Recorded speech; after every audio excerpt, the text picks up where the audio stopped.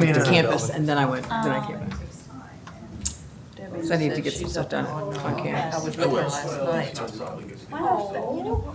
Is it some kind of new? You ready? You guys ready? You all ready? It's 4 o'clock. How are you? Good, how are you? Just got off the phone with your dad. About the building? He Life 360'd you and said That she's right downstairs, where she should be. Good afternoon. Excuse me. Good afternoon, everybody. It is Thursday, September 14th, 2023. It's 4 o'clock, and I'd like to call this meeting of the Environmental Advisory Committee to order.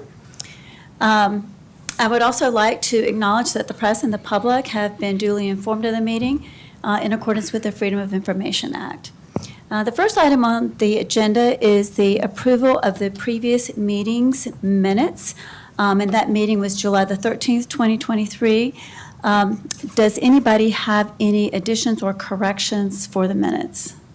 I have a question. Attached to the minutes, which look fine to me, is sort of a position statement from the committee about native plants and benefits and so forth. Who is the author of that document? So that's not part of your minutes. It was. That's the. Okay. That is It was the. part of the packet. That's in the packet for item 5.3. Okay, well, I'll save my question. Okay. We're gonna blame Matt. I'll just forewarn you that. It's really good. Oh, then I'll take credit. Yeah, I wanted attribution. Everybody wants to claim it. It was good. Oh, thank you. Is there a motion to approve the minutes as written? So moved. Is there a second? Second. Okay. The minutes are approved. We had a So, vote. Was that a unanimous vote? yes, I Aye. believe so. Oh, Aye. I believe we didn't vote. It's getting very efficient. No, she's just telling you what you're. We're always. All in favor, say aye. Aye. Thank you. So next on the agenda is citizens' comments, and I know that we have a couple of people who wanted to speak today. I think Susan is closest to the podium. Do you want to go first? Thank you. Hi, Susan Hill-Smith, co-founder of Isle Palms Cleanup Crew and a resident of 23rd Avenue. I am going to try and hit the highlights of this sheet that I've prepared for you guys. And the main topic is pollution from cheap boogie boards. So I actually will say, like, the waves are great right now, and I enjoyed boogie boarding myself earlier today. Totally stoked about that, but not stoked about the pollution that we see from some of these really nasty, cheap boards that break apart. And I brought an example. I brought examples that include this, which is not unusual for us to find out on the beach. So from the time our group started in 2018, Isle Palms Cleanup Crew has seen boogie boards left behind on the beach, often broken or otherwise unable to be used because straps are missing and that kind of thing. But this summer, we have become more intensely aware of pollution caused by a cheap type of boogie board, as I just showed you, with easily torn, thin fabric covers over what appears to be a white polystyrene or styrofoam. That flimsy foam quickly breaks apart, first into chunks and then into a gazillion small pellets that are easily dispersed into the environment and into the water. So just one of these cheap boards has the potential to unleash hundreds to thousands of small, tiny pieces of plastic foam beads. In midsummer, I came across a chunk of foam at the end of our beach access right by the beach that was already breaking apart. It was told by another beachgoer that there was a board at 25th that had been left by the trash cans for a week and then had led to trash all the way up and down the beach with these chunks being dispersed everywhere. So that kind of brought that into focus for us. And now Isle of Palms Cleanup Crew is making it a priority to get these boogie boards off the beach. We are typically seeing at least 1 to 2 every time we go out and do a sweep. And they're oftentimes these cheap boards that are broken and starting to come apart with the fabric tearing off. So What I'm proposing is, well, first of all, that the city needs to make removal of these left behind boogie boards from the beach a top priority, and that should happen within 24 hours of a board being abandoned as part of just routine beach trash collection. Even if this requires the city to cover extra labor costs. So I think that it's just a priority that needs to be put in place consistently. Going into the next beach season, I think we can do more with public messaging about cheap and broken boogie boards, and getting to the public and helping let them know how they can be part of the solution. Susan, that's your 3 minutes. Okay, and just a couple more things. I would like to give this issue serious study in partnership with the Environmental Advisory Committee. And I just want to make it clear, I'm not advocating for restrictions on the activity of boogie boarding itself. It is a fantastic activity. It is really just, I think we're going to have to work with consumers and retailers to prevent these cheap, poorly made boards from continuing to pollute our coast. Susan, it's Doug. I have a question, and maybe Doug. What's our policy on styrofoam on the island? Like styrofoam cups and things, can those be sold or are they banned? So there's a note at the end where I mentioned, because I was involved while I was on city council. So that I didn't see that last paragraph, but that's what I was saying, is why couldn't we incorporate this into that ban and just, it's a notice and education thing initially. Right. I think that you might want to really tread lightly on that because it would be very difficult to police any kind of ban on boards. Well, do we sell those types of boards on the island? Yeah, that would be the That could be a starting point, is if Yeah, styrofoam's banned, you can't sell them on the island. something to consider. Okay, I just, think that- my question's been answered, thank you very much. Right. Thank you. okay, that's fine. I think Laura Levins had also wanted to speak.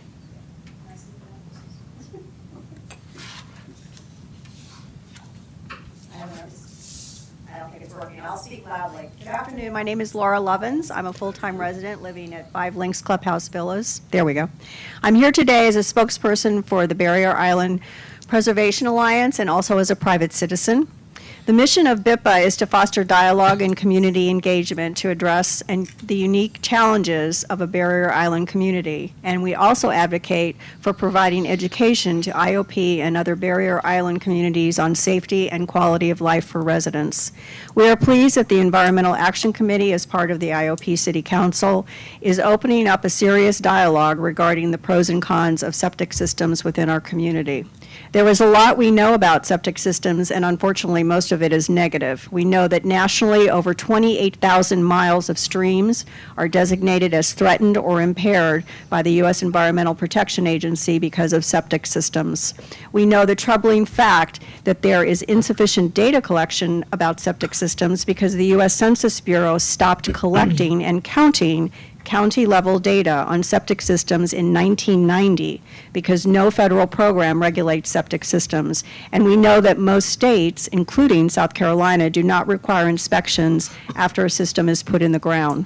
We also know specifically here on IOP and in other coastal communities, water table levels are rising and king tides and heavy rains are creating standing lakes in homeowners' yards where septic tanks are located, all of which degrades a septic tank drain field, causes a septic system to fail, and can lead to effluent, which is liquid waste or sewage, to be released in groundwater and surface water. We know that there are over 1,400 residential homes here on IOP between Breach Inlet and 41st Avenue that are on septic systems. It's what we don't know that needs to be addressed. We do not know if those 1,400 plus septic systems are operating properly. We do not know if their drain fields are still in appropriate locations. We do not know if an existing system is capable of handling the current load of waste being created by the household. While the city did pass an ordinance that required property owners to replace old homes that are replacing old homes with larger homes to either tie into the public sewer system if available or install a new septic system designed to serve the new number of occupants, this is not necessarily happening on a regular basis. It's led to the proliferation, of grinder pump systems as a workaround.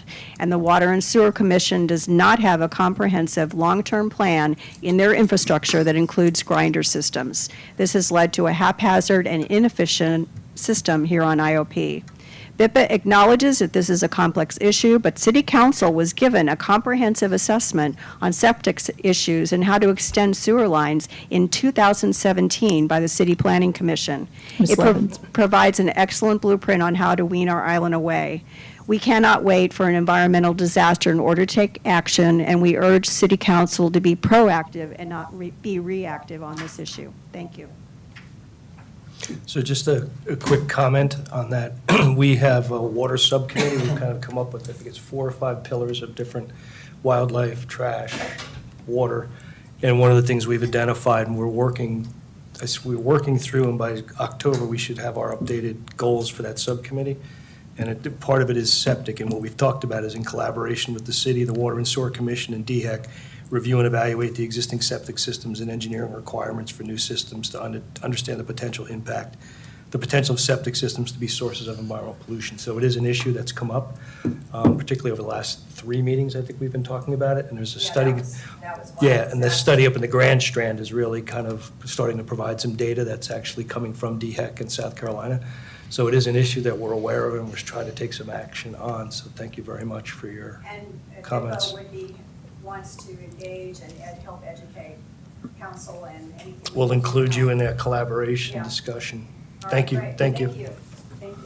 Thank you, Laura. Is there anybody else that was planning to make comments during citizens' comments? Okay. All No right. one signed up. So I think that Laura's comments are a nice segue into our update from the Isle of Palms Water and Sewer Commission on the current projects and upcoming projects. And I think that's Chris. And would you like to speak? Thank Yeah, you. I'll just give a quick update as I think there's been some dialogue about kind of prior efforts with, and they were just referenced, the Planning Commission did a pretty comprehensive deep dive on the status of septic systems, what the barriers were to installing more sewer lines. And that, I've sent that to you all, their assessment. I've also sent to you the master plan that the Water and Sewer Commission has developed. We also had a memorandum of understanding between the city and the Water and Sewer Commission to work together. There probably is I think there's an additional phase of that MOU that we should be working on. But in addition to kind of all of that work several years ago, and the Water and Sewer Commission's been doing a lot of construction work. They've been reaching out for grants. They've been successful in grants. So they are moving that effort along internally and by way of construction projects. So I just asked that Chris come to you all and kind of give an update really on what's been going on in their shop in terms of extending those lines, kind of moving the needle in terms of extending those lines. So I asked Chris on pretty short notice, and we appreciate him coming and talking to us. Yeah, well, I kind of had an order of what I was going to talk about. Excuse me, Chris, what's your last name? I'm sorry, Jordan, thank you. Nice to meet you. But we'll just jump to the very last one. Douglas had mentioned we did receive a SKIP grant for several projects that we've got coming up, and the last one that will be done, which will start in 2025, is extending gravity sewer on Palm Boulevard from 41st Avenue down Palm to 37th back to Cameron, and a little piece of Hartnett off of 37th. And it's 93 homes that are on septic tanks that'll come off, well, eventually come off the septic tanks and tie into the municipal system. Can you clarify that, Chris, when you say eventually come off septic tanks, what do you mean? Well, the cities, we don't have a mandatory tie-in ordinance. The city doesn't. The commission can't impose one. But the city does have, what, 3 ordinances? Yeah, I could probably speak Yeah. to the trigger for properties tying into a system, if it's available, are in the city's code. Okay, we don't have to go over that. So when a property sells, when they tear it down, rebuild, when they substantially improve it. So there's a series of triggers that would require owners to tie in if they meet these triggers.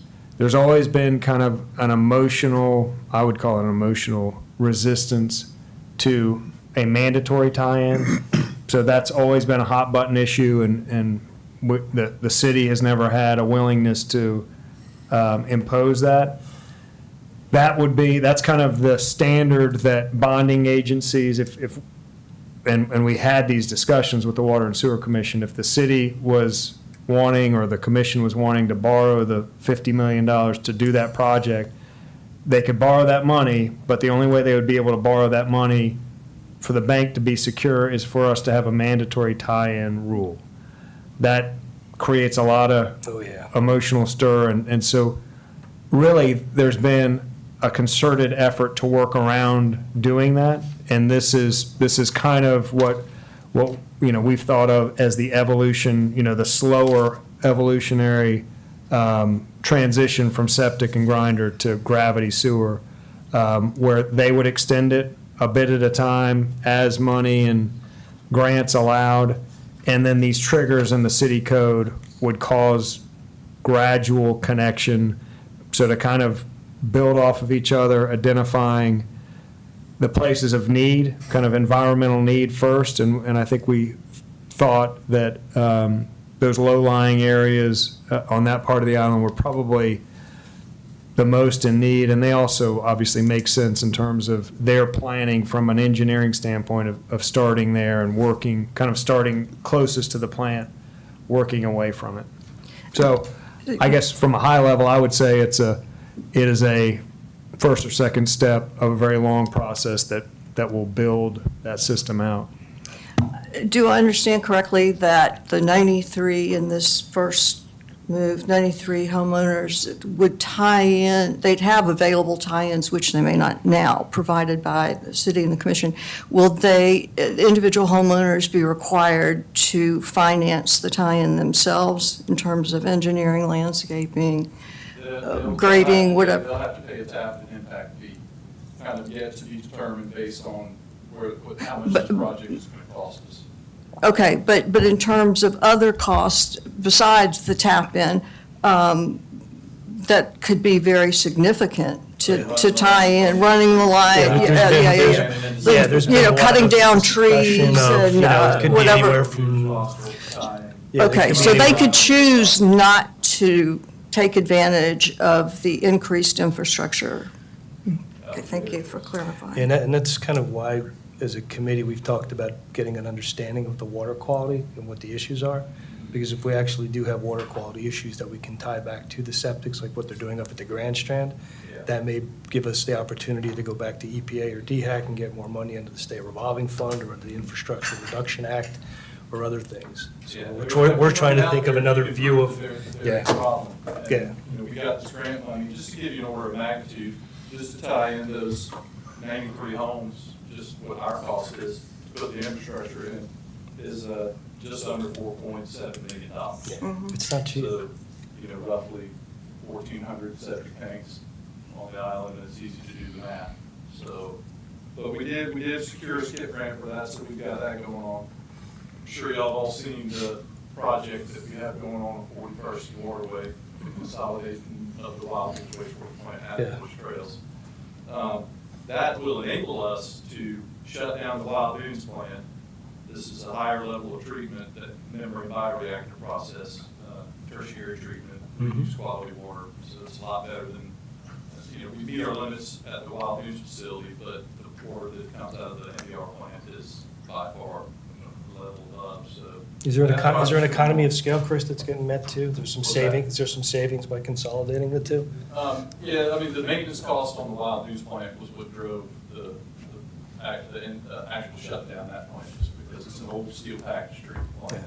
Yeah, And steel on the beach doesn't last a long time. But so when in the design of that plant, we're replacing the existing capacity with the ability to expand that plant without having to build any more infrastructure.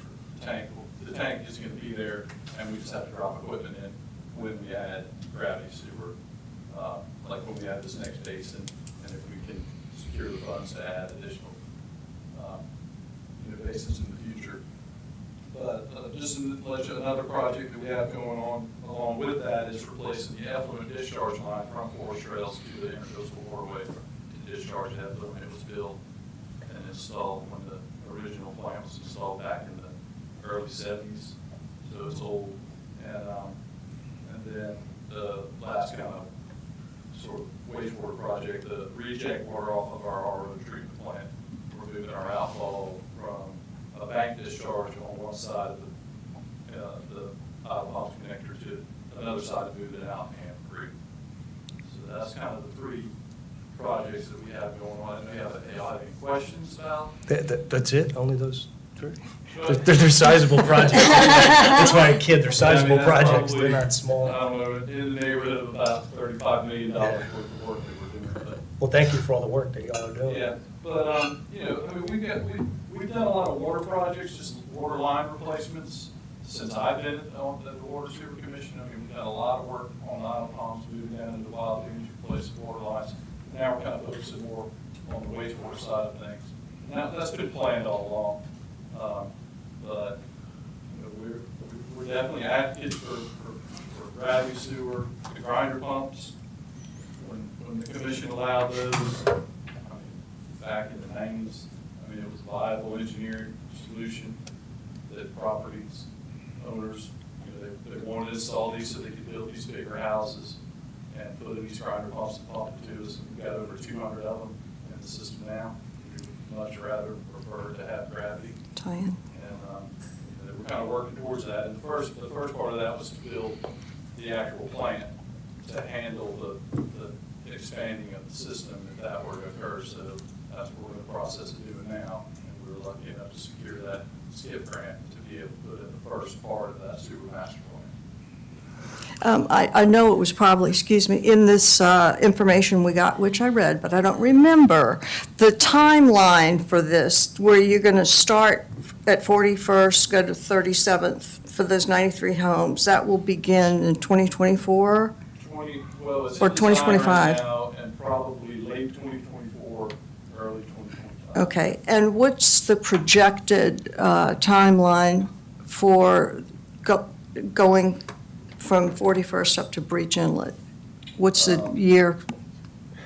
Well, Is it all dependent on funding and, it's yeah, 100% dependent on funding. yeah, If we can secure grant money, if the commission is in a financial position to chip away and do some of these smaller projects, but we're just working to try and secure funding and anything to add any additional gravity to the system. I don't know if this is a question for, I'm not sure it's a question for, but I was just wondering about funding sources after natural disasters.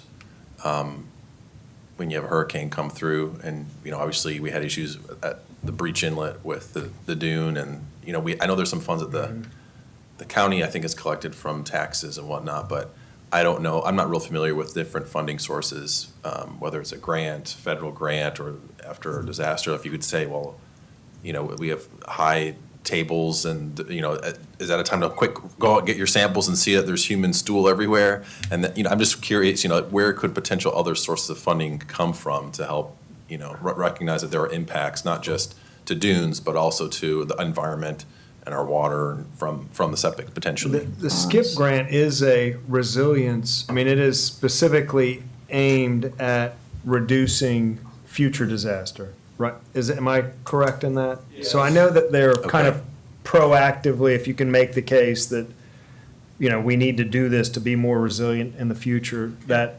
that's a kind of funding option that's out there. We do a lot with disaster recovery, that we get reimbursed for repairing things as we're doing now. I don't think that there's an opportunity there to kind of extend sewer lines or make headway into the sewer system. We do, in these things, it's a very dynamic, the world of grants and funding, it just seems to change, every month. It seems to be a different pot of money comes available. We do share information. We share an engineering team between us that we, you know, as dynamic as it is, we try to keep each other abreast of, hey, this pot of money doesn't work for us, but it might work for you.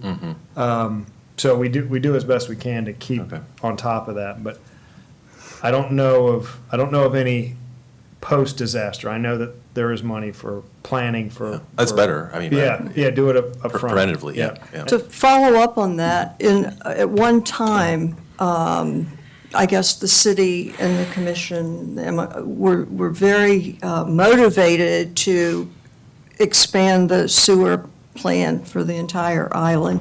And in this information, talked about floating a bond in order to finance it. I mean, the last estimate was, what, about $52 million? It's probably higher now because that was quite a bit ago. What kind of priority, John, maybe this is a question for you, do you think the council has in terms of importance of getting a sewer system for the Isle of Palms? Do you think there might be a mood or an interest in floating a bond, which of course requires a lot of steps? It would be the bond for the Water and Sewer Commission, right? Not the council that would get the bond. They're the ones that would get the funding for it to do it. But look, I think there is an interest in getting the infrastructure in place. Yeah. The hesitation around mandating it as a political hot potato is, as Douglas had said, and it's primarily because of the cost to be able to tie into the system. You know, we don't want to force homeowners to pay.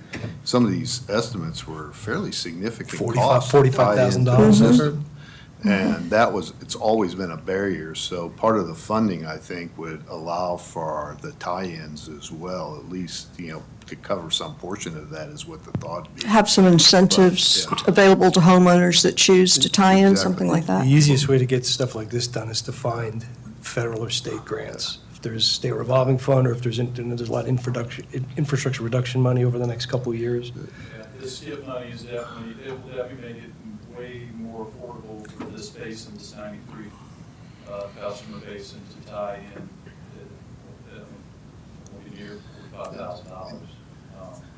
And Chris, you It'll did. still be significant, but You did submit for a grant for part of the infrastructure money that was going around federal grant, right? That was a fairly significant amount, 35 million or something. Has that been, I thought that you submitted a grant for that grant a couple years ago.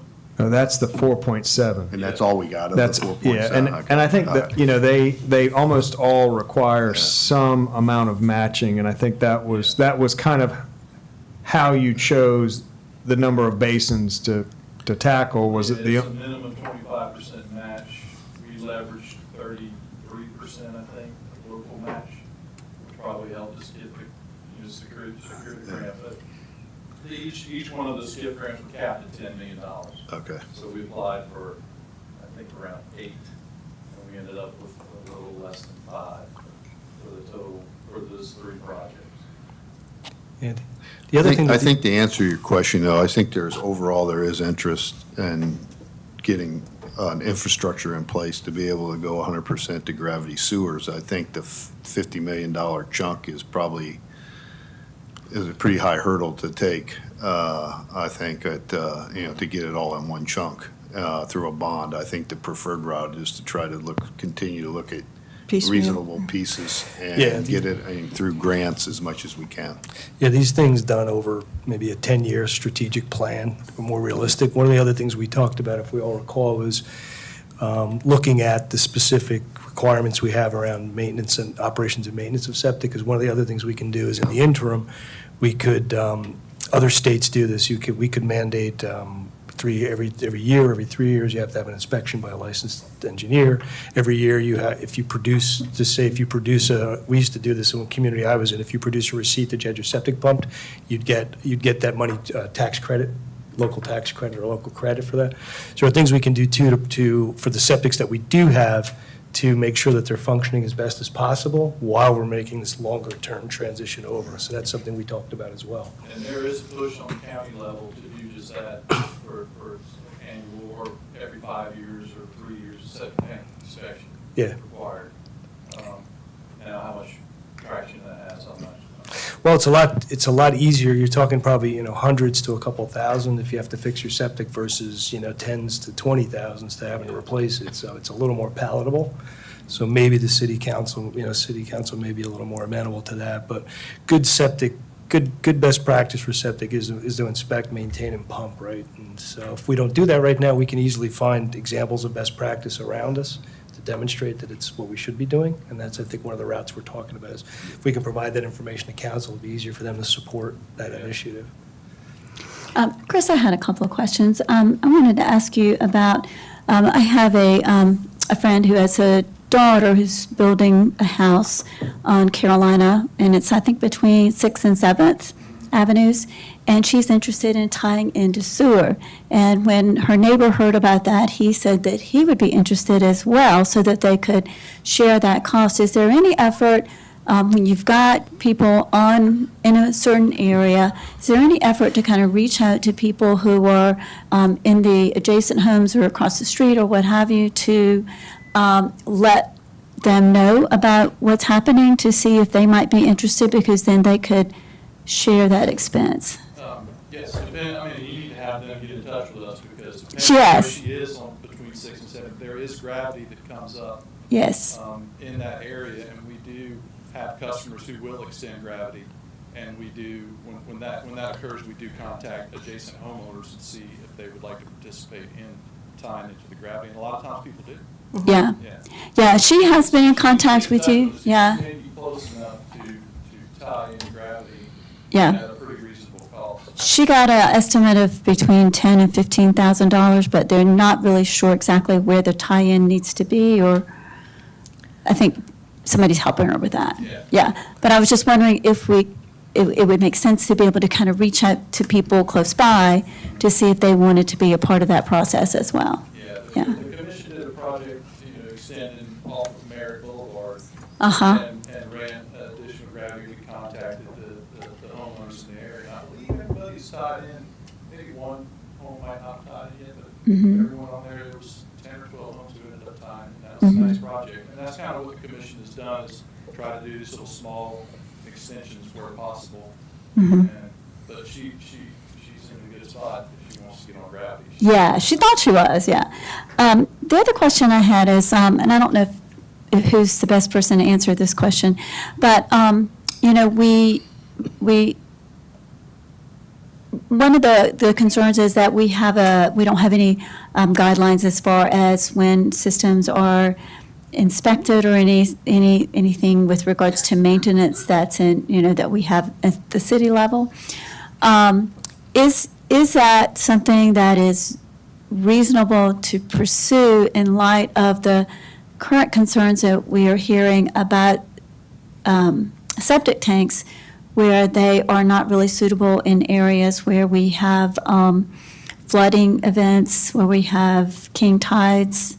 So I'm trying to ask, how should we be focusing our efforts? Should we be just focusing more on doing things like how we can extend our coverage for sewer, or should we be focusing on maintaining current septic systems, septic tanks, or both? I would think both, if you're asking my opinion. We definitely want to extend gravity because that's a lot more reliable. But septic tanks, they're only as good as the maintenance that you do on them. And a lot of people, they put them in and they're covered up and they don't do anything until there's a problem, until there ends up being a puddle in their backyard. And I'm sure that some homeowners are proactive and do have their systems inspected. But, it's only as good as the maintenance that you do on it. Right, yeah. And this question is for Douglas. Douglas, do we have any policy in our building office where if somebody replaces a smaller home with a larger home and that home has been on a septic tank, is there a requirement that they install a new septic tank, or Yes. is there And any? they have to bring it up to the minimum standards, and that's a situation where the city code is more restrictive than the state law. State law would allow them to just tie into the existing system, regardless of the old versus the new.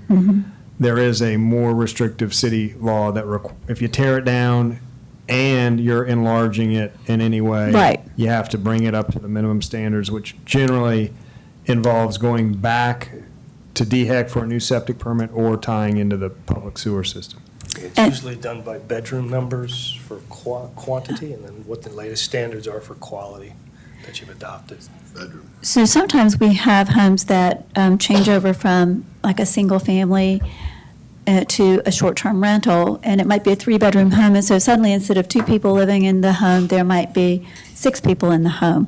Is there anything that we do or require when that happens? I'm guessing not. No, not as a, the one check that we do have in place is, I mean, this goes down an ordinance rabbit hole to some extent, but when they build a house, they declare to DHEC and they declare to us how many bedrooms that is. DHEC sizes the system based on that declaration. There are occasions when there will be things like offices. There'll be 3 bedrooms, but there'll be an office, there'll be a media room, there'll be something else. 5 years later, it becomes a short-term rental. Our rental program regulates the occupancy on the number of bedrooms, so then they'll come back to us and say, this is a 5-bedroom house. That then triggers the need for them to go back, and we say, well, DHEC only sized it for 3 bedrooms. We don't have an issue with it becoming a 5-bedroom house as long as all the building codes are met, but you'll need to go back through that loop with DHEC to Okay. convert your office and your media room to a bedroom. So there is a little bit of a check, but other than that, you know, and the case is made that a 5-bedroom, 1-family, you know, a traditional single family using a 5-bedroom house is less intensive than a 5-bedroom rental house. There is no check for that. Okay. Yeah, the standards that they use based on the bedrooms have to do with that average per capita, per bedroom, and people. So like you said, if you got the bedrooms, 3 bedrooms, they can do it, but when the closets and things start extending the bedrooms, that's what causes the real problem. I have another question. In the information you sent us, Douglas, the third attachment was an MOU dated October 27th, 2020. And one of the paragraphs in future expectations says the city and the commission commit to developing an additional MOU within a year of this one. And I'm assuming if that had been done, you would Yeah, have we given have us a not, copy. again, we share an engineering firm and we talk and we've had a series of meetings on the nuts and bolts of what, and that was the purpose of this was a very high level MOU of we will cooperate, we'll work Right. together. The purpose of that future MOU at the time when we were developing this was to truly try to pin down the nuts and bolts of how that line Whereas this gets has a detailed strategy of how Yeah. to proceed. And we talk a lot about it, and we are all on the same page, and there, you know, like I said, we're sharing notes about, here's a sewer grant, here's, you know, let us initiate a trigger that allows more people to tie into your system. So there's a lot of collaboration, but there's not an additional MOU with nuts and bolts really hammered out. Which may be very helpful as we're getting more concerned with the septics and more people are interested. I hope there's not going to be a lot more development on the island.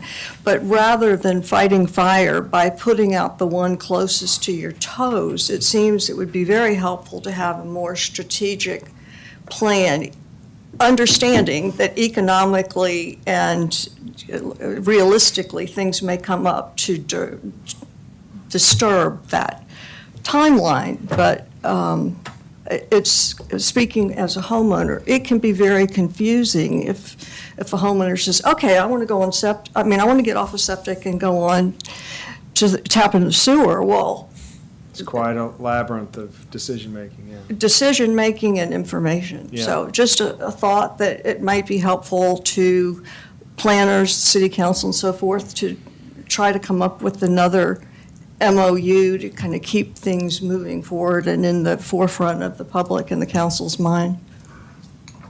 Thank I will you. also just just for the benefit of the group, this MOU was initially, this was a process that was started when I will say that there was a strain between the Water and Sewer Commission and the city, even just sharing information. That is 180 degrees different May it always today. stay the way it is And now. and the two are very much in sync, working together, where just a few years ago, we just weren't there. So it's there has progress. been a tremendous improvement just in working together. I mean, that in and of itself, from my perspective, has been a huge victory. I have a quick question about the grinder pumps, and I didn't read all the information, but just enough to see that, there doesn't seem to be a concerted, shared effort in putting these in. It seems like they're just kind of sporadically put in when somebody needs one. And, 20, 30 years from now, when the whole island's on sewer, these are just going to be, we're long gone. All these lines are still going to be in the ground. So I just wonder, is there an effort to, have a central plan for these grinder pumps? When gravity sewer becomes available, the grinder pump customer is required to tie into the to the gravity system at their expense. That's in the grinder pump agreement that the homeowner signs. Okay. So in the basin that we're putting in down on 41st Pump, those 93 homes, there's, I think, 16 grinder pumps, approximately 16 grinder pumps in that basin, and all 16 of those, when we put the pipe in the ground, will be required to tie in and abandon their grinder pump, pull the infrastructure out of the ground. Okay. Yeah. So they're required through an agreement with us to tie into gravity when it becomes available. Are there any other questions for Chris? We've done it again. Water's consumed the entire I know. meeting. Chris, thank you so much Nice for to meet you, coming. Chris. We Thanks for really coming. appreciate. We're just across the street. If any of y'all have any questions, or, just stop in, give us Yeah. a call. Yeah. We'll do whatever we can to answer whatever. Yeah, we really appreciate the update. Thank you again. Thank you very much. Yeah, thank you. Very nice to meet you, and thanks for coming out. All right, thank you. Okay. Okay, moving on now to old business, water quality. I think we've covered water quality. Okay. I'll just say this, I've disseminated the revised goals, disseminated an initial project plan for what we were looking to do to meet the goals, got that out to the subcommittee, we'll review them, and then we'll want to make that an agenda item to discuss with the rest of the committee Yeah. next month. I do have a question about sampling.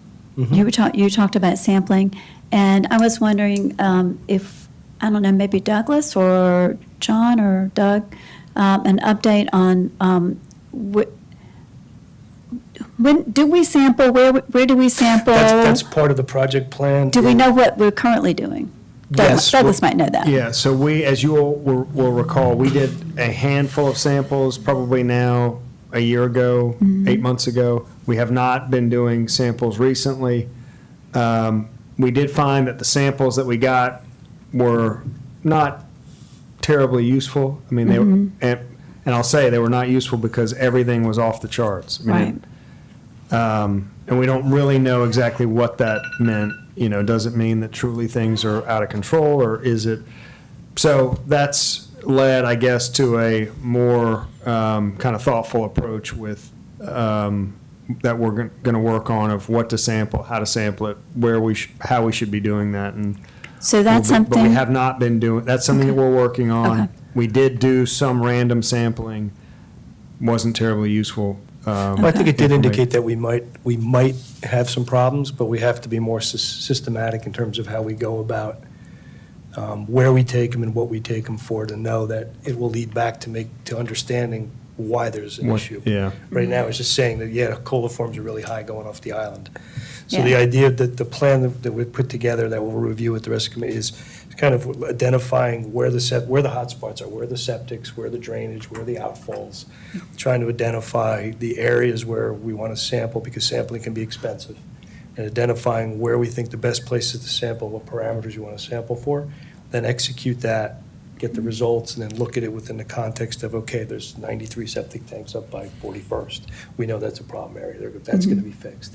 So it's kind of a little more of a wider, more systemic approach, but sampling will be proposed again, and we'll be putting together a budget for that as part of the action plan. So does DHEC sample or does Waterkeeper sample or do both? Good. Jonathan, you want to answer, to answer your question, yes, there is some statewide testing now. Jonathan's really been the point of contact with that Yeah. staff.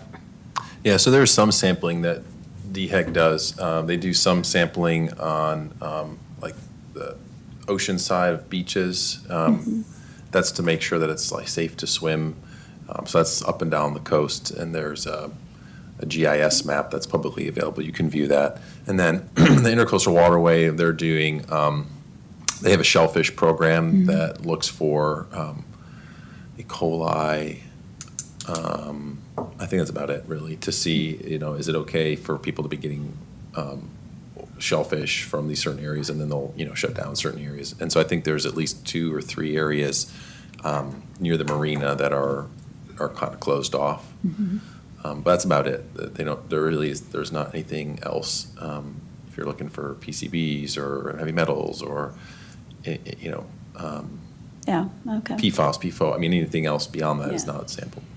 I was just curious because in the packet, there was a PowerPoint presentation, and in 2003 and 2004, there was a map, Yep. and there were areas identified, so I didn't know if we were still sampling in those No, areas, no, or? that was a grant, and we've actually reached out to the same company that did that project for us back then, and we're working with them on the idea of kind of doing a similar panel of testing again. So we may be kind of going back to that. But we'll see what there is a budgeted amount for this, for the Environmental Advisory Committee generally, so we'll just see what the cost comes out to and bring it back to you all and see how you want to, if we want to progress with requesting that money or how we want to proceed. Yeah, and I can send you some of those links, some of that preliminary information about samples that are done by DHEC. I have that already. Okay. I can send it to you, Okay, or the rest of the group too, just if you were interested at any point, you'd have it. okay, sounds good. Climate action, I know Belvin is not here, did anybody else? Oh, sorry. Just have a follow-up question. I'm not sure that it fits in the water, but I'm going to ask it in the water because we've been talking about sewage and drainage. And we're in hurricane season, and we've had some high winds and causing litter. One time, we talked about an adopt a drain program, which I thought was a great idea. It seems like I just want to push that again.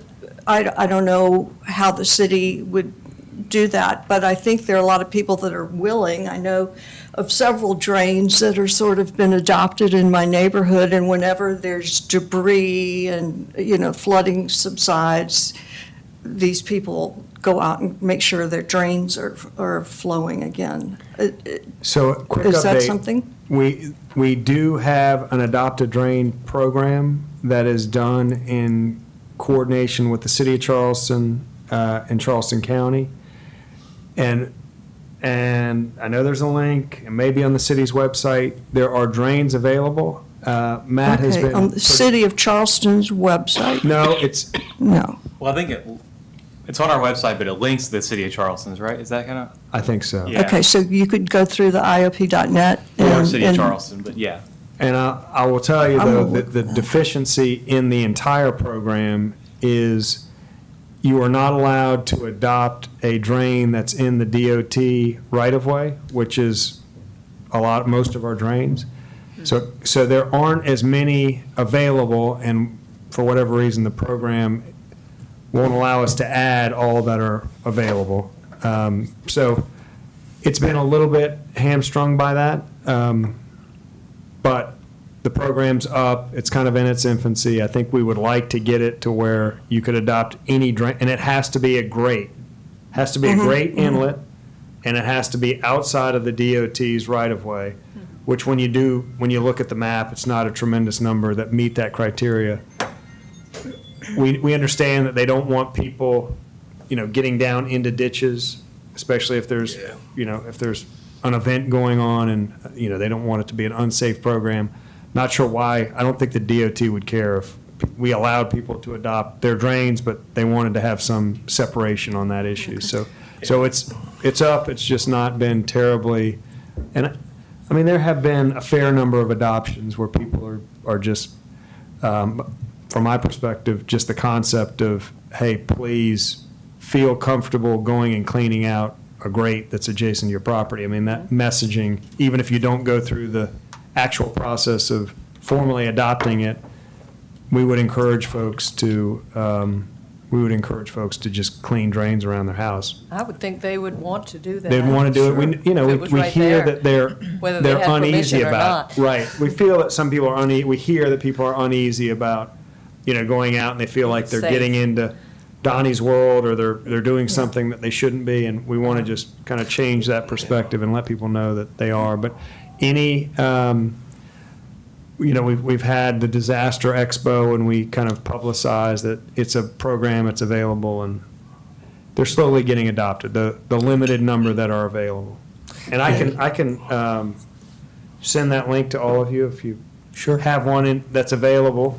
You'd be welcome to adopt it. One of the things that happens, with drainage, particularly in flat areas like this where you're relying on swales, is you have your property line, and then you have a right-of-way, and then you have the road.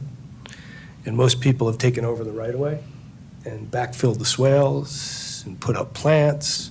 So a lot of the swale drainage systems, and I can say this because in front of my house, there were guys that were dewatering the new pool that they were putting in, and they dug up under one of my bushes and found the culvert. There was an inlet right there? There was a culvert, and that goes to an inlet. So they put it into- Robert's Easter egg hunting, he calls that. Yeah, He but gets it in his that's maps a and he goes and challenge. scratches and tries to. Yeah, find because all that water now was designed to go into those swales and those culverts, which then go into the inlets that Douglas is talking about. But because everyone has adopted those, because DOT doesn't come around and do a compliance check, most people have taken over. But I just had a survey done, and I was looking at my survey the other day, and my property line ends like halfway on my driveway, so that's all DOT. But they don't come around and maintain the swales. I mean, it's really, so that adds to it as well. That's probably more of a flooding issue than a quality issue, because actually, the more filtering you have through grass and soil, the higher the water quality that actually generally comes out after that. But We have a problem on our block because my neighbor had DOT raise his sidewalk when they were redoing the sidewalks on Ocean Boulevard. So now his is always high and dry, and ours is underwater, and our other neighbor on the other side is underwater. But we don't have any drains on our street. you just so get a sump up and we a just hose and wait, pump it and back to it pump it goes back up. down, but we wade to the mailbox sometimes. Yeah, we had that. We had that in the backyard. I'll send you this website, but you can see that there's a map. It's got each drain that's available. You click on it, you indicate you're willing to maintain it, and there's still plenty available. Maybe not near your house, but plenty available. I'll send it to you. There's one right in the middle of my Thank you. neighbor's yard, so I'll have to see. I am assuming we don't have anything for climate action since Belvin is not here. Yeah, I would just say that one piece of business in the city's court is and there was a discussion and a commitment to, when this building got renovated, to, once a contractor was chosen, and to ask that they include consideration of things that would improve our energy efficiency and things like solar panels. So we are interviewing potential designers now, and that process will begin, and we're going to be sure that we have those conversations to include provisions that would make this building more energy efficient. Was that just for this building, or was it for other municipal fire department or any? I think just we kind of this? said as we did work, we would fold that into the Okay. scope of those projects. So Yeah, this I think- one's going to I think be. as part of that too, we said we wanted to sort of promote it as the city leading the way in energy efficiency. That was the other piece of it that I recall. But Okay. Anything else on climate action? Okay, wildlife? Mary, do you want? Well, I've been looking, I want to compliment Matt on the project narrative, that there's 2 pages of what we've done and what we still have to do. We've had the articles published in the Island Eye regularly. I don't know how many more I can do because I don't know that much about it, but it's fun to do anyway. So You've been great. I You've done think great work. thank you, thank you. I don't know how much we want to get into this. My opinion is that if we're choosing between the 7th Avenue Triangle and Carmen Bunch Park, I think Carmen Bunch Park, every time I go there to take my glass and my composting, I see how shaded it is. I think native plants would need more sun than that property would provide. So my vote would be for the 7th Avenue Triangle. What else about it? I have made a list of 6 items that I would like. We're not going to go into all that, but it's about having a purple martin colony on that site as well. What's a purple martin? What's a purple martin? I don't want to take up a lot of time, but it's a. Gary could go on about the martins. I could tell you a lot about that. There are North American swallows that Oh, okay. migrate up here and live in gourds on the island. I'm sure you've seen them. Mosquitoes. And Go they- by Mary's house, they- she yeah. has the They- gourds in these big racks that are full of these. Well, there's a migratory- guy named Park Williams who is big in the Exchange Club, and he lives right there. And he is dying to get purple martins. His property has too many trees and too many bushes, and he would love to help manage it. And he has also talked to the Water Commission who owned the property. So I think that is kind of all in the works, and I'm hoping that'll work out. And I have an idea of where it should be placed, but we need to get a plan, a native plant expert who knows more about it than I do to advise us on how to set it up. And I think Robbie Berg is here from the Exchange Club, and I think they want to be involved in it as well. I don't know how much, I don't want to go into all this, but I have suggestions and ideas about it. There So any just as- specific questions, because we're getting short on time? Yeah, I would just say as an update, and I can't remember, it's been a while since we've met, but since we did approach the Water and Sewer Commission at their, maybe 2 meetings ago, and explained the program and what you all would kind of envision seeing there, I would say the takeaways were that they were very much agreeable to it. I think that there would be a need for it to be a temporary exhibit, and I don't know if that dilutes the effort at all to not, I mean, I think there was a concern that, there would be a certain amount of excitement initially, and then it would become an untended or, so I think that we would go into it as an exhibit to kind of promote awareness of native plants initially. There's some technical stuff, I think we would have to rent the property back from them, but they seemed very much agreeable. So I think if this group were to kind of agree that that was the location and the desire, I think they're a willing partner. I think next steps would be, as you've said, Mary, a plan to go back kind of in detail to the Water and Sewer Commission, really get their What we permission, wanna and do. then, the next big hurdle is actually implementing this project. And I don't know if There's it's. so many questions about, do we hardscape it, stuff like that? I mean, how wild is it going to be? Do we have paths? And is the Public Works now cutting the bahia grass that covers it? No, that is the Water and Sewer Who Commission. cuts it? They're Oh, they're subcontracting. maintaining it. Yeah. But I think, and we would need to talk about this, is how, I mean, are we talking, it could be done one of 2 ways. It could be done with professional installation, professional maintenance, and the costs associated with that. And if that was our path, that would be a budget, a plan, an approval process, or it would be a volunteer effort that we would, try to get volunteers to tend to it, install it. So two very different paths, and I guess that would, those are kind of the decision-making points. Is 7th Avenue correct? If we think it is, what path do we want to go down in terms of getting it implemented, either the volunteer path or I don't think it would not fall to just the existing staff. I mean, they already kind of are covered up, but there are operations that would install it, tend to it. So I don't know. When will this commission, there's just going to be a pump station there or something? Yes. When is that going to go? It seems to me we can't really design a garden until we know what, They what's have going to be their, there. they have their corner, and we have a conceptual layout. Okay, And it's the corner that's farthest from Palm. So it's a triangle with the long side. That corner that's farthest from Palm, maybe kind of closest to Park, would be their pump station. It's kind of a 20 by 20, I think, footprint with a fence around it. Mary, the ones that are on Ocean Boulevard, they kind of blend into the landscape after.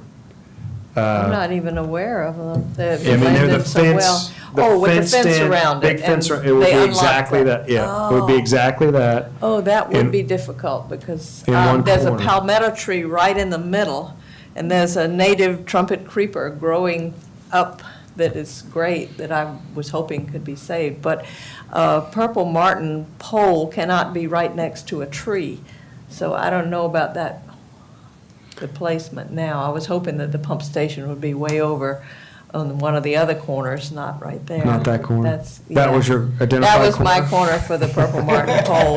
The Martins already reserved that corner. Yeah, the purple martin. So how do you all feel about, I guess, Well, we could work around, I mean, it's their property. And would they maintain, we don't know, if we put something in the middle, some native plants, I wonder, are they gonna stop mowing the right-of-way, the grass in the no, I right-of-way? don't think so. I think they would continue to mow the triangle minus Well, this area. that's a plus, yeah. Do we think would this be, so I guess we need to figure out, like, how labor intensive is it? Is it like a traditional yard that's gonna take? The article in the paper made it sound That would depend on the like. design and what plants an expert would advise to be put there. sounds to me we need somebody with landscaping design experience to advise us. It's not just a Yeah. tiny piece of property, and to do a sketch and a layout and suggestions. And- Didn't Belvin, Yeah, was Belvin the Belvin point of has contact? Yeah, he was somebody- going to find out somebody. Because she did an article in his newsletter, Oh, yeah. and he said he was going to talk to her about, and that's what she does, is design native landscapes. Could you provide us with the conceptual design where the pump station's going to be? You Yes. said you had that? Yes. Yeah, that would be helpful. Also, So Douglas, so one of us is gonna circle up with Belvin on the designer. You wanna do that? You want me Yeah, to I do that? can Okay. contact him about that. did Charlene Johnson with Native Plants for the People contact you? That's exactly who. Somebody contacted about being part of the Farmers farmer's market? market. Yeah. Yes, and, put them in contact with Okay. the rec center who runs that. 'Cause she is- But nothing other than that. Well, that's all she was contacting you about, but she might be a good resource as Okay. well. I do have her contact. And she is supposed to be at our farmer's market next You wanna week. talk, you have Yeah, I've been talking to her. about the potential for doing this? No, not that, just getting her to the farmer's market and, hopefully stirring some interest. You might ask what it would take for I her to will. develop Yeah. a plan. That's Is that, no I don't know problem. if that's a couple $1,000 thing or a thing that they would do just in exchange to buy plants. I don't know how that works. Yeah, I'll ask her if she's got any interest in helping with that. Yeah. Okay. Okay, anything else on wildlife? I just Yeah. have, oh, sorry. Oh, go ahead. I Jordan. just have a question regarding the seminars. So initially, when were you planning on beginning, starting them? like starting the seminars? Like, was there a certain time you wanted to begin those?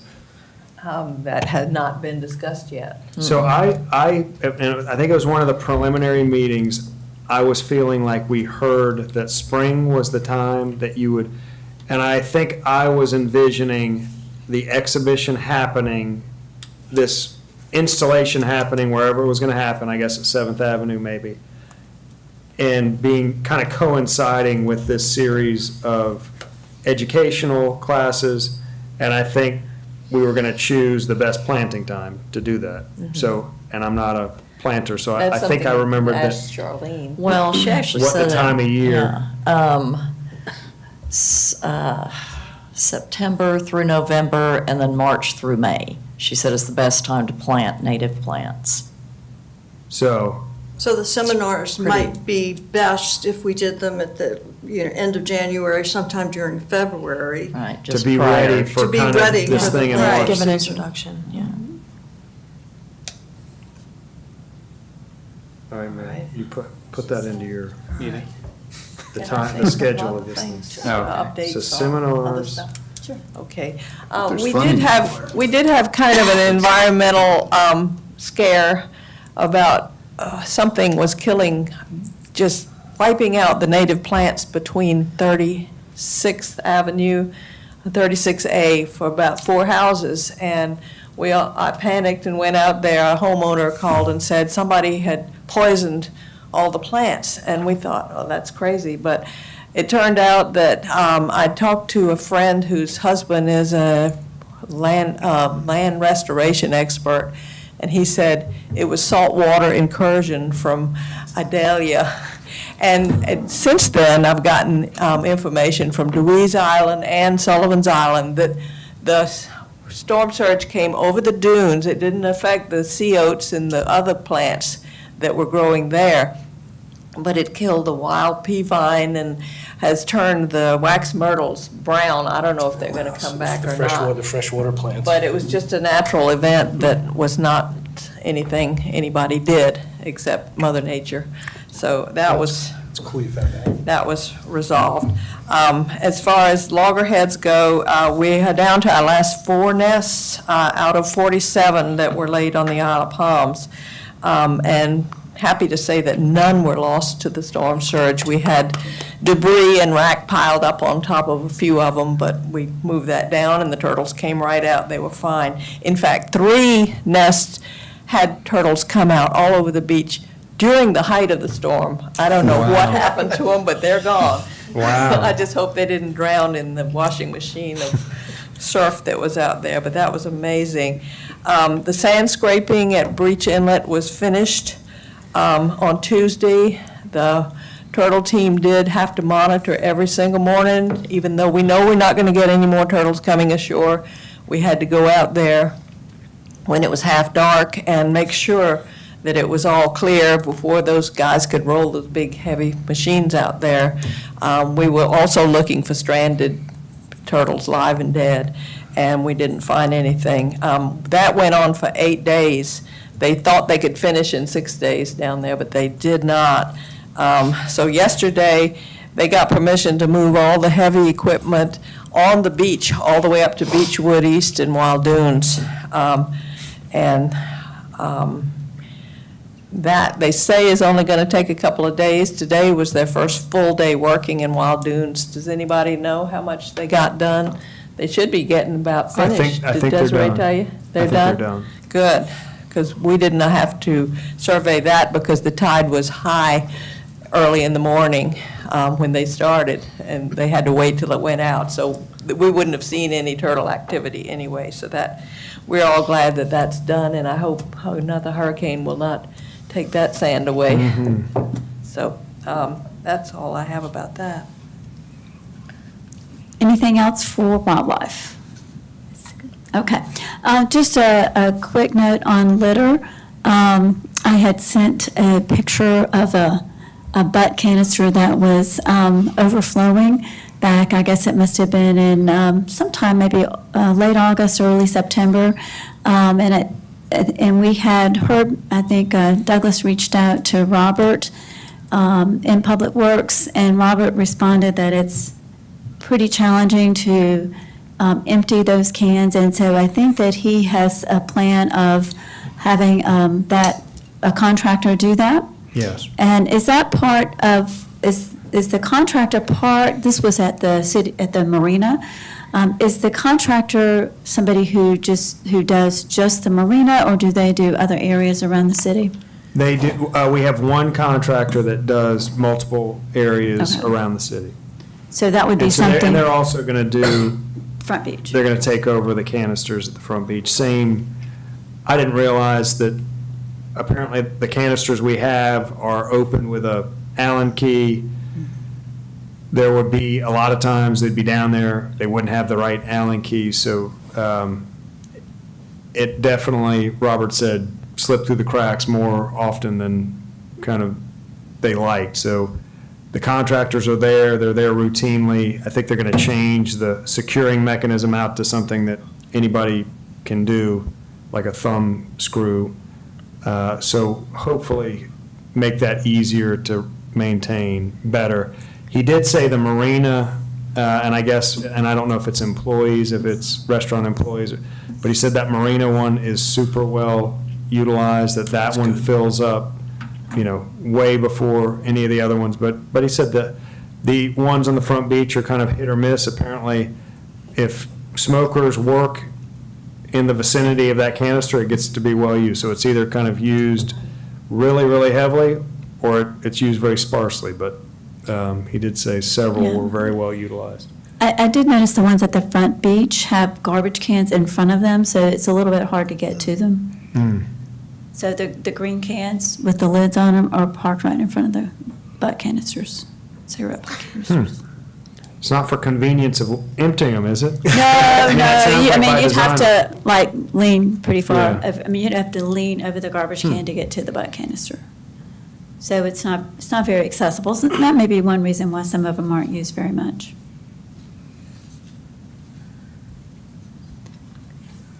Okay. Anything else on litter? And then we talked about, Something on litter. Do you want, in a future agenda, should we put the issue of the foam boogie boards? yes, that was what I was going to mention, is Oh, that okay. I would like to Put that see as a if we future can discussion? come up with a plan for how to manage that. Yeah, Douglas, if you can put the water action plan for an agenda item next time, too. That's the sampling, the thing, all those things we've been talking Yep. about. Yeah. Thanks. Okay. And then the last item under old business was the update on the sea level rise adaptation RFP. Yep, that's, we now have Seaman and Whitehead is under contract to do that, so we went through that process. We've chosen a consultant, and they are underway. They're in the information gathering step now. They will be setting together, creating a plan of meeting with stakeholders. I'm going to suggest that this group would be a good group to talk with, so I think they'll be on a future meeting, either here or a standalone meeting with them to chat about sea level rise. So that project's underway. Great, thank you. Under new business, so we just talked about including next time developing a plan for the styrofoam boogie boards and the water quality action plan. And then, is there anything else we wanted to include under new business? I think we need to figure out the native plant. I mean, Okay, that's going to be, yeah. That should come back up on the agenda. but we'll leave that under old business, but I think that's kind of on your plates as needing work and attention and focus. Okay. So we'll keep that on there. Is Harris Teeter the only place that sells boogie boards on the island? There's a surf shop, and I just Oh, wanted right. to engage with Right. Karen Johnson, Yeah. I think it is, and talk about the issue with her Mhm. just last week. I mean, it might be helpful, instead of putting the burden on them to find, better quality boogie boards, if maybe we did that research and said, hey, look, if these would be a better option. Exactly. That's Right. why I feel like we really need to be thoughtful Yeah. and do the work and make it Yeah. as easy as possible, but partner with the retailers. And when I, just briefly, when I talked with her, I kind of surveyed the boards and said, I see you seem to have mostly higher Yeah. quality boards. We're having a problem, and she said, we never have people come and complain about boards being broken, but she seemed to indicate that they might be selling a kind of board that's similar to this. I suspect that maybe there's somewhere in the mix, there's a retailer that is really starting to sell a Yeah. poor quality board that Right. is a lot of work. Right. What about that place on the corner of Hungry Neck Right. and the Waves or Connector? I something. wonder what they sell. Yeah. They have a lot of stuff in there. I haven't been, I was planning to go survey and I was gonna start like comparing pictures. Right. It's kind of hard to tell when Yeah. you're in the retailer how well they're made. Right. Was there anything else, any other new business that we need to include for next time? You guys can think of? Okay. Oh, I know what I was thinking about. So, membership in this group is staggered, and it is, we have some people that have a 2-year term and some people who have a 3-year term. So I was wondering if we are at a point where we might want to reach out to our 2-year people to find out if they would like to be considered for an additional term or additional year Yeah, or so- what have you, or whether we want to reach out to others, through, a notice asking people if they're interested in participating in the committee. To that point, I think it'd be interesting since it's a new committee, if for some continuance of the current, as we're getting some of these initiatives going, but you can argue both sides of the point. It's And really we're gonna be never up to the sure how individual. much is up to us, and it's, the council is the one who decides and appoints, right, John? Yeah, that's correct, and it's a process for all the committees that we go through at the end of the year, so I guess November is the time frame we probably start to ask those questions, I assume, and figure out who wants to stay on, because I think it's 2 terms. You can, if you're on and you want to stay on, you can do that for, I believe, 2 successive terms, and then I think you're supposed to go off, but if no one else wants to come on, then you can stay on even beyond that. But at least there's a process that'll go through that, to go through that, and I think it probably starts in November. Good to know. Yeah. Okay, so we might want to talk about what that process is. Can we? Well, can we do that? they'll ask Or is the there- members if they want to stay. If they don't stay, then they'll post it on the website about openings for the committee, for this committee, and take applications. They'll go through the administration committee as an interview and then sign them, appoint them. Okay. Yeah, the So- city staff will reach out to any of those that are expiring and just ask you your Okay, I interest didn't know, level. that's why I was Yeah, asking and about that's the process, Don't contact okay. us if we're. Yeah, Okay. exactly. If you're Okay. up, you'll be contacted about your interest in continuing. Okay, okay. Can I ask a quick question, unrelated to anything? Golf carts on the island, gas versus electric. Do we know when people get their permit if they're a gas or electric golf cart? I have no idea. Okay. I just find that out. Just curious. Mine's electric. Oh, that's fine. Is that Just good? curious. Okay, so our next meeting is going to be on Thursday, October the 12th, at 4 o'clock, if that's time is good for everyone. And I'd like to see if there's a motion to adjourn. I so move.